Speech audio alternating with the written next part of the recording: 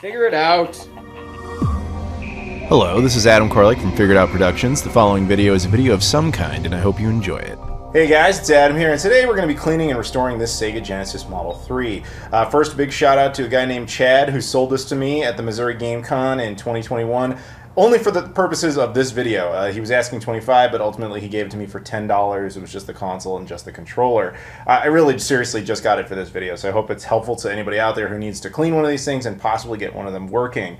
If you've never seen a Sega Genesis Model 3 or you're curious what it is, I wouldn't say it's a particularly common version of the Genesis, but also not exactly rare, and certainly not particularly valuable, but still kind of neat all the same. The story with it, in short, is basically that in 1998, this thing, right before the Dreamcast came out, actually, this was released as kind of a last-ditch effort by Sega to make it just a little bit more money off of the Genesis. But to be fair to Sega, they weren't actually the ones that made this. A company called Majesco did. Sega simply licensed it out to them. So people have a tendency to avoid this version of the Genesis because it is comically limited in what it can do. It is truly it is just a Genesis. Like, it does not have any other bells and whistles. People tend to avoid it because it has no Sega CD support. The port is not there. Internally speaking, the hardware is missing in order to connect the 32X, so neither of the add-ons will work. And because that hardware is missing, certain games don't function. Games like Virtua Racing definitely doesn't work, and I believe Gargoyles also does not work on this thing. It doesn't even have like an LCD. Like, when you turn it on, you just get this, that's a sticker. There's no light under it, which is always a bad idea, but again, the idea was to save money and make a really budget version of this thing. The one thing this does do that's cooler than any other version of the Genesis, other than just the compact size, I suppose, is the cartridge slot. So the Sega Genesis or Mega Drive had a very specific shaped cartridge slot. It was an attempt for region coding, basically to prevent people from playing imports to an extent. So a North American Sega Genesis game will obviously fit in here, as will a European style game, which was always the case. The cartridge shape was the same. However, internally sometimes the boards are a little different and they don't always necessarily work. That's kind of a case-by-case basis thing. However, Japanese games, which normally do not fit in a North American style or European style Genesis, such as this awesome import that all of you obviously have, I mean, who doesn't, they actually fit because the cartridge shape is different. So that's kind of a neat little bonus. So that's probably the game we're going to test it with later, is Ringside Angel. Again, you guys all know what this game is. So moving on, we're going to go ahead and actually start the process of cleaning it. In order to do that, in this particular instance, we're just going to take this tape off, I think that's the absolute first move. Woo, simple there, no problem. You probably won't be in that situation, but if you have sticker residue on there, I recommend using something like Dissolve It or any sort of adhesive remover. You would spray it on and get rid of that little bit there, but in my case, that's just not even a problem. So the next move is to take it apart. In this case, super simple. Sega, in this case Majesco technically, had a standard eye for Phillips screws, and there's only 4 in there. One here, one there, one there, and one there. And all you gotta do is take one of these and remove them. So I've got the screws out now, and I'm going to take it apart in a second, but I wanted to just kind of say one more thing about the region coding on this. Just because the cartridge shape technically will take all region games, that doesn't mean it will actually run them all. The cartridge shape was an intentional design by Sega, but when it comes to Majesco's version of this thing, I'm guessing they dropped it not as some cool, like, hey, it can play imports, but more like they didn't know why it was different in the first place, so they just made it bigger. That's my guess. But anyway, the thing is, that was only one half of region protection that they had on this. The other half was actually built into the games themselves. So a lot of early Sega Genesis games will be region free, so they would totally work. If you imported Japanese Mega Drive games, you'd probably be fine. But the games released in like the second half of the console's lifespan, you're kind of risking a little bit because a lot of those just won't work. So if you'll put them in, basically you'll get an error on the screen that says it's the wrong region. But if it works, hey, congratulations, it works. But anyway, that said, let's move on. So we're going to take the lid off here and see what the damage is underneath. Not too bad. We got some like dust bunnies and stuff, and I apologize, camera's probably not cooperating too well, but yeah, we got some dust bunnies, and there's a little piece of plastic. We'll try to get that out of there. Hopefully you can hear that? Yeah. We'll get that out of there. But let's focus on the top part right now. So here we go. We're going to take out the reset button as well as the power button or switch, if you want to call it that. As you can see, the thing is dusty, dirty, all that. But to get these out is relatively simple. The power button is actually the easier of the two. As you can see here, there's this little clasp kind of holding it in place. If you just apply a little pressure, push it in, and then push this part, boom, pops right out. And then the reset button requires the same Phillips head screwdriver you were just using. There's a single screw here, so you just kind of line it up and remove said screw, which only takes a couple of turns, and it's out, and then you have your reset button, which again is also dusty and dirty. So at this point, all I'm going to do is take all three of these bits, because they're all just plastic, and rinse them and wash them, give soap and water and all that, and make them nice and clean. Just be a little careful with that sticker, because my guess is that is going to peel, so you might have to reapply that. So I went ahead and washed it up with soap and water, and usually I use like a toothbrush. That really kind of helps to get in there and get some of the grime out of the cracks. Well, not cracks, but you know what I'm talking about, the little edges there, crevices. But yeah, so there you go. It's looking a lot better. I'm surprised actually the sticker totally survived that, which, you know, good job Majesco, who knew. But anyway, we'll put this off to the side because we'll be improving that a little bit more later. But let's focus on the main part of the console, which is right here. And there she is. That is all that is in a Genesis Model 3. We got some dust bits there, which I think are just, you hear that? We just been shaking. Oh, something fell out. Little plastic bit. Well, okay, easily solved there. But yeah, that's really all there was to that. But what we're going to do now is take off this RF shielding, which is, of course, totally dead, useless technology that we do not need anymore. But in order to do that, we're going to have to get into this. And it looks like the RF shielding has 1, 2, 3, oh, I'm sorry, 1, 2, 3, 4, 5 screws. Okay, now that those 5 screws are out, keep in mind that the one that was here is the silver screw and the rest are the same 4 black screws. Once you've got the correct ones out, the RF shield should pop right off like that, which, again, no electronics in this thing, so we're just going to wash it with soap and water. As you can see, there's dust on it, but that's really not that big of a deal. Now we're down to the console itself. Now in here, what we want to do is get the rest of the guts out, and that's relatively simple. We've got one screw right here by the controller port, we've got this silver one here, and these 2 black ones by the cartridge slot. So I've got the screws out of here. This silver one that's actually kind of bluish was the one that was there. This black one was here. And these 2 slightly longer black ones were the ones in the cartridge slot. Don't worry, we'll go over it again when we put it back together, but mental note for you right now if you want to keep it that way. Anyway, now it's time to take the console itself out, which is very simple. As you saw, I just kind of lift it and there it pops right out. The only thing that might be holding it is the controller port right there. Put that off to the side, and then here we have the bottom RF shielding, easily comes out, as well as the bottom of the console. Now the bottom of the console is just plastic, and the RF shielding is just metal. So what we're going to do at this point is take all 3 of these, and once again, go ahead and wash them with soap and water and scrub them and make them nice and clean. Okay, these are all washed up. They're looking a lot better. I mean, the sticker part is going to get a little wet. That's to be expected, but it should dry just fine. But yeah, other than that, the dust and dirt and grime and stuff is all out of there. So we'll move that off to the side.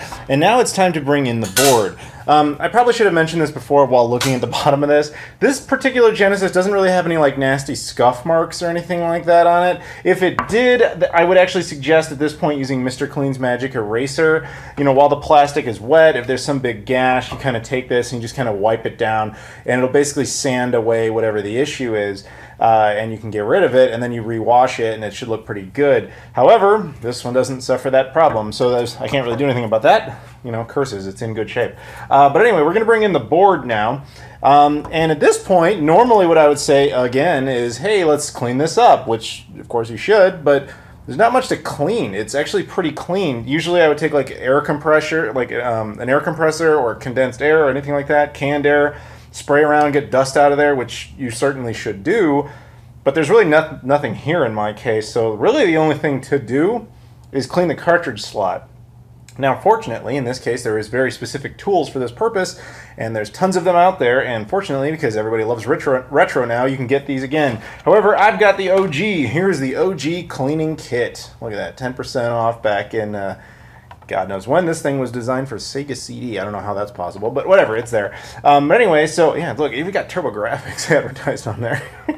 Atari 2600 cleaning kit. Anyway, you can use it for the Sega Genesis, and it's basically just a couple of plastic things like this. Now, my guess is you're not going to have access to this specifically. There are a bunch of aftermarket things like this now, or you could do things like the credit card method, where you take a credit card, wrap it in some sort of felt cloth, and do this. I don't really recommend that. The other option, if you really have to, but don't, is you could take a Sega Genesis or Mega Drive game, you could put a little bit of cleaning solution on the cartridge slot and kind of use it as a cartridge cleaning kit, but I want to be very clear, I do not recommend doing that.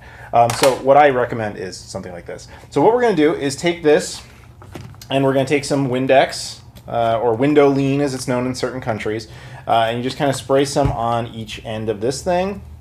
Wipe it down like that, and then just, go at the contacts like this. I mean, I'm doing a sloppy job over my shoulder like this, but basically you get the idea. You just kind of insert it, up and down a few times, and it should get some dust and dirt and things out of there. As you can see, look at that, a big clump of dust came out of it. That's something special. Anyway, so I'll just repeat that process a bunch of times until I feel confident in it. Then you would probably want to take like compressed air and just kind of shoot it in there and get some excess moisture out of there, but that's pretty much it. So I finished cleaning the cartridge contacts. That was pretty gross. I went through with this thing a bunch of times, and I would wipe my finger off, and it would just look like I was black soot from a fire or something on there. It was gross. It was really bad. But after cleaning it enough times, it stopped doing that, so I put it off to the side. Now I'm just letting it dry for a while. While we're doing that, though, I thought we could deal with this controller. Now, this is the model, the 6-button model controller that came with the Model 3 originally, which is cool. It still had it. And I was going to take it apart and clean up the plastic, because it's just a little dusty. There's really nothing wrong with it. But then I looked on the back, and I saw, oh, cool, there's, the 4 screws. I was going to take it apart, and then I thought, oh, look at that. You see that? There's actually a 5th one under this sticker. That's the original, QC pass sticker. I don't really feel any great need to break that seal. Certainly you could. You could just use one of these smaller, Phillips heads, and that would work. But I don't want to do that. Instead, I thought, we're just going to do a surface cleaning. And in order to do that, I thought, what could I use that, I might have around that would work for that? And then I thought, oh, right, we live in 2021 right now, and we all have a ton of these sitting around. Sanitizing wipes. This one's specifically from United Airlines, because every time you fly, they just give you one of these. So all I'm going to do is take this out. If you have, the Lysol ones or whatever you got, just take one of those. Take it out of the packet or whatever, and then we're just going to wipe down the controller and just get off as much surface dust as possible. So there's our little before.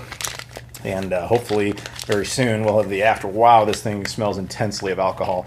Oh, God, I feel like I'm in a doctor's office. Anyway, so not bad at all. There you go. And now, look at that. Super shiny, clean, pure black. It looks great. But yeah, there's really not much else to do with that. I mean, I guess you can kind of try to fit into the little cracks there and get some of the extra dust out. But really, this is simple. You can wipe the back off. Maybe we'll wipe down the cable a little bit. Maybe we'll wipe off the header part here. But yeah, there's really not much to this. So now what I'm going to do is go ahead and let this dry, and we're going to go ahead and put the console back together as soon as it's done drying. I've waited, and now it's time to put the console back together. In case it isn't obvious, you don't want to put it back together with a bunch of moisture in it. So I have a tendency to just let it sit and air dry for like a couple hours, which I find is the best. A lot of people are like, hey, can you just wipe it down with a towel and stuff? I really want to play it. It's like, dude, chill. Yes, you can. That will definitely expedite matters, but how much of a rush can you really be in? But anyway, you don't want any moisture in it, so it's best to just kind of let it sit. But anyway, we're at the point where we can put it together. So in order to do that, we take our base piece here, and then we're going to put the bottom RF shield piece in, which is as simple as just, boom, just sits into place. And now we take the console itself, which really is just a matter of lining up the controller ports, and look at that, we're already done. So we have to put the screws in. Now, we have 4 screws for this. There was that bluish silver one. That one goes right there. We have a small black one, and that one goes right here.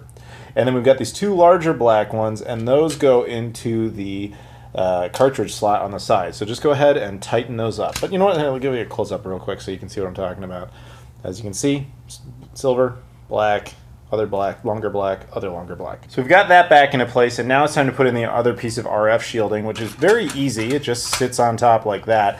Then it's just a matter of knowing where to put the screws. Now, this is a little strange because there's more screw points than there are actual screws. The silver one goes here next to this silver one. Then there's a black one that will go right there. You put one black one here, one black one on the back, and then one black one over here. So I've got this all back together here, and 2 things to note. First, let me go over the screws, and I'm sure you're noticing something else a little odd. But so the screws, I put it back into place. The silver one went there, the black one there, another black one here, a black one in the back, as well as a black one there. As I mentioned before, there are a couple of ports that are still open, but there's no screws for them. There's a thing protruding here that makes sense, but why there's just extra screw points with no screws, I don't know. Secondly, you're probably noticing this tape I have sitting over here. Do you remember that piece of plastic at the beginning that just kind of fell out of it? Turns out that was the plastic underneath where the screw would mount to. Because that broke, there's really nothing to hold that screw in place, so I'm really just reinforcing it with tape. So ghetto fix, but it'll work. But anyway, so we got that done. And now we're going to take a look at the top here. So for this, much less work to do. We really just have to put the buttons back in place. So the first thing we start with is the power switch. And as you can see, there's these two little holes there. You basically just have to line it up and put it right into place. Boom, no problem. Flip it over, and we're going to put in the reset switch. Now, don't forget that the reset switch actually also had this little silver screw that went with it. So all you really have to do is line it up just like that. And as you can see, it sits right in. And then the silver screw goes right here on the top. So we go ahead, give me 1 second while I tighten that in. And a couple of turns, and it is good to go. So now all you have to do is sit it on top. As you can see, the power button is down, and therefore this should be down as well so that it can line up. You can have it up, you can have them both up or both down, just make sure they're the same, and then it just sits right on, no problem. And then we have our 4 remaining screws, and we're gonna go ahead and put those in. Okay, and now she is all back together, and she looks pretty good. However, if you're familiar with these videos, you know where this is going. We can make it look more original. We can make it look much better than this. Bring out some of that original shine and luster she had back in 1998. And I'm talking about her like she's an actual entity, and a female entity, no less. Sorry, I assumed your gender, Genesis 3. But anyway, we're going to use some pledge. This is orange pledge. You can use things like any type of pledge, just not like moisturizing. Typically doesn't work too well for this. But basically, you just kind of apply this, and it'll give it a nice shiny coat. Like I'll put some right there. And then I will take a paper towel and I will rub it around like all over the place. So on the top and the front, the bottom, all over that. This usually takes like 10 to 15 minutes to dry completely. But just really kind of, I'm just doing it obviously haphazardly at the moment, but just kind of get in there and make sure you get like, every crevice of the plastic and so on and so forth. And then just wait. All right, it's been about 10 minutes, and as you can see, looking much better. Look how nice and shiny that is. Yeah, all over the place. Looks really, really good. And the controller's looking solid as well. But the question is, does it work? And is Angel Ringside Angel, whatever the hell, is this thing actually region free? Well, I don't know. Let's go ahead and find out. Okay, we're all set up here. I've got it next to its big brother who can protect it in case the Saturn or maybe some of this Nintendo hardware gets up to no good. But anyway, it's all set up here, so we're going to go ahead and pop this in. Just for the record, I'm using the Pound RGB HDMI cables. They're good for testing. I wouldn't actually play it this way. But and I'm using a multi-purpose power converter that I did, but really you can use a Sega Genesis Model 2 power supply. So turn it on. Keep in mind there is no LED, so again that just kind of is meant to trick you. But we got that little screen, and we got the Sega screen, so I assume we're good, unless the game is region coded. To be honest, I never tested this game when I brought it back from Japan. I just thought it was funny. But clearly, it is working. Check it out. There you go. You got a 16-bit babe here. Let me grab the controller and see if it does. Okay, the start button worked. Yeah, that's all seems to be fine. A button's good. Let's see let's just get into a game real quick. See, I am New Face. That's my name. New Face. That's what they called me in high school. No, not really. God, does it really look like this?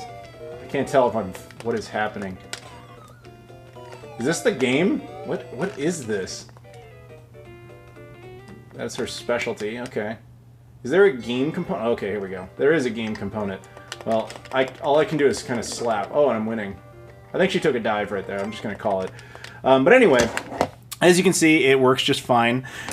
So yeah, with the Genesis Model 3, not a whole lot really seems to go wrong with them. It's really just the cartridge slot. That was like, honestly, the biggest thing that we did. The rest is just kind of garnish. Just makes it look better. But yeah, so clean that out. If you're one of the people out there who has a Genesis 3, hopefully this was helpful to you, or you just enjoyed, just the breakdown on the video. If you guys could please like, comment, and subscribe, I appreciate that. Check the social media stuff in the description. Follow me on Twitter, Instagram, Facebook, Patreon, Discord, all that sort of stuff. It's all there. Thank you very much for watching, and I'll see you all later.